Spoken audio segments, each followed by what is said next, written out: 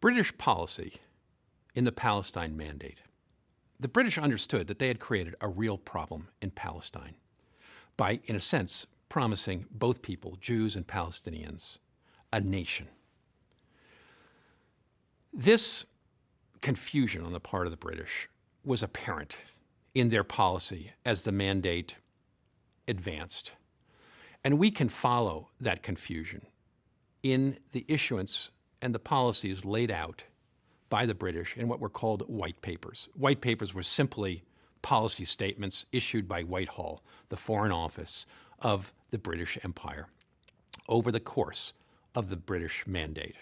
The first white paper was issued in 1922, and it followed the 1921 Jaffa riot, in which Arabs killed a bunch of Jews.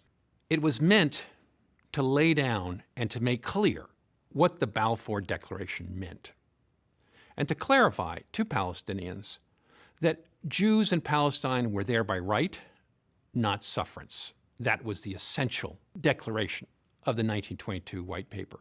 It declared that immigration of Jews to Palestine was not to exceed the economic absorptive capacity.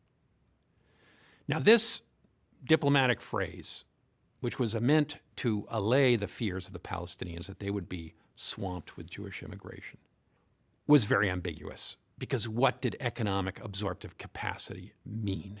The Jews argued there is a big difference between the Jewish economy and the Palestinian economy. They said, we're building kibbutz, we're building labor unions purely for Jews, and we can absorb tons of Jews. The Palestinians, who suffer for high unemployment rates, have their own economic problems, but that should not affect the absorptive capacity of the Jewish community. The Palestinians said, absolutely wrong. This is discriminatory. Palestinians should be able to work on Jewish farms, in Jewish labor unions, and so forth, and you have to take the absorptive economic capacity of the entire population of Palestine. So if there's high rates of unemployment amongst Palestinians, that means that Jews cannot come or immigrate to Palestine. This debate amongst Palestinians and Jews about what the meaning of the Balfour Declaration was and what the purpose of the mandate was would never go away. The second major white paper, the 1930 Passfield White Paper, was issued following the 1929 Wailing Wall and Hebron incidents, in which the two communities again had flared up in violence. The Passfield White Paper called for a halt to Jewish immigration. Government land was to be sold only to Arabs, and the economic absorptive capacity was to include Arab unemployment. Now, this white paper was seen by the Yishuv and by Jews around the world to be highly prejudicial against them and to undermine the very meaning of the Balfour Declaration. They screamed bloody murder, and by 1931, just a year later, Prime Minister Ramsay MacDonald countermanded the Passfield White Paper, which in turn infuriated the Arabs. Immigration shot up from 1933 to 36 when Hitler came to power. 165,000 Jews came to Palestine during those 3 short years. The idea of forming a Palestinian Legislative Council and a constitution was rejected by both sides. The outbreak of the Arab Revolt in 1936 and its continuation until 1939, 3 long years of warfare, changed the policy of the British. Arabs mobilized throughout Palestine began attacking the British. The British put it down violently, wounding or killing about 20,000 Arabs. It was a devastating experience for the Palestinian community. Their leadership was sent into exile, their military organizations defeated, and their society fragmented. But it forced the British to think about how they were going to deal with Palestine as they saw war on the horizon and the growth of Hitler's power in Germany. The British had moved over 100,000 troops to Palestine in order to pacify this Arab revolt. They needed to get those 100,000 back to Europe in order to fight Hitler. And that meant pacifying the Arabs. The Arab Revolt of 1936 was contemporaneous with the Peel Commission, which was sent to Palestine to find a solution to this problem. The Peel Commission was novel because it suggested the partition of Palestine into two different states: a large Arab state linked to Transjordan and a smaller Jewish state. The second and more radical proposal was the transfer of about 225,000 Palestinian Arabs from the Jewish state to the Arab state. This proposal was rejected by the Arab Higher Committee and revisionist Zionists alike. The Zionists were confused about it because it was a small Jewish state that didn't match their ambitions, but the Arabs were completely opposed. The notion that many would have to give up their homes and that the Jews would get a state in what they saw as a Palestinian majority country infuriated them. The Great Revolt of 1936 to 39 was fought in part over these questions of what the future of Palestine would be. In order to bring an end to the 1936 Arab Revolt, the British issued what's been called the 1939 White Paper. It set out the parameters for a unified state. It was going to keep Palestine as one country. It declared that only 75,000 immigrants could come to Palestine over the next 5 years. That means about 15,000 a year.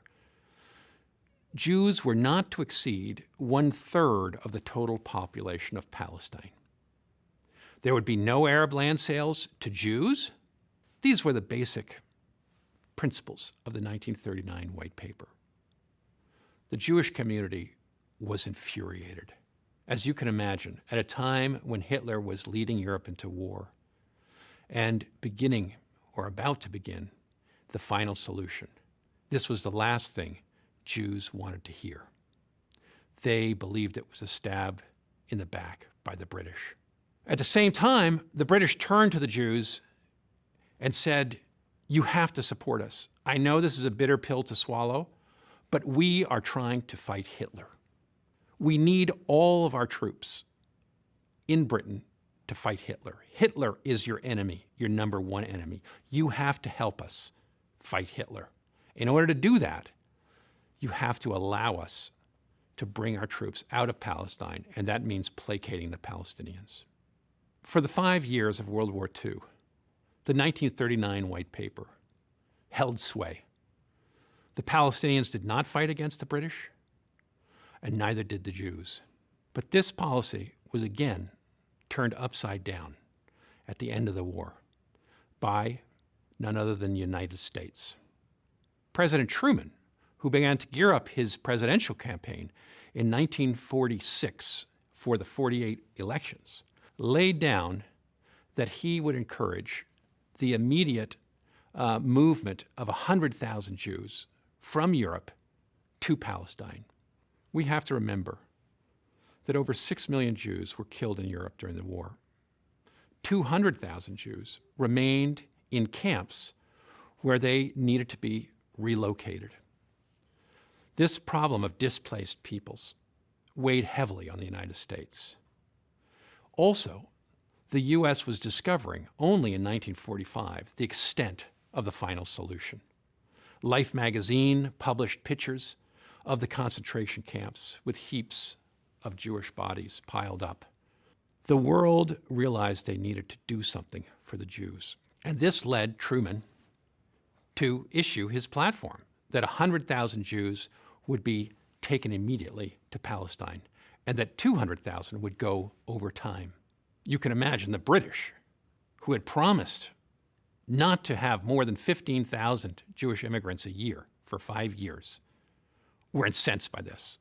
They turned to Washington and Truman and said, "You can't do this. We're in charge of the British mandate, and you cannot make the policy of immigration for Palestine."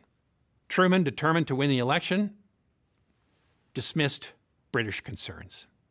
The policy by the United States to encourage Jewish immigration once again to Palestine was the direct cause for the British turning over the Palestinian mandate and responsibility for it to the United Nations. As you recall, the United Nations had been just formed in 1945 by Truman in San Francisco as a way to adjudicate world problems and avoid war. The British realized with America making policy for Palestine, they could not control what would be an inevitable war between the Jewish Yishuv and the Palestinian population over control of land, population, immigration. They tried to get rid of the mandate as quickly as they could, and this meant that it got put onto the laps of the United Nations.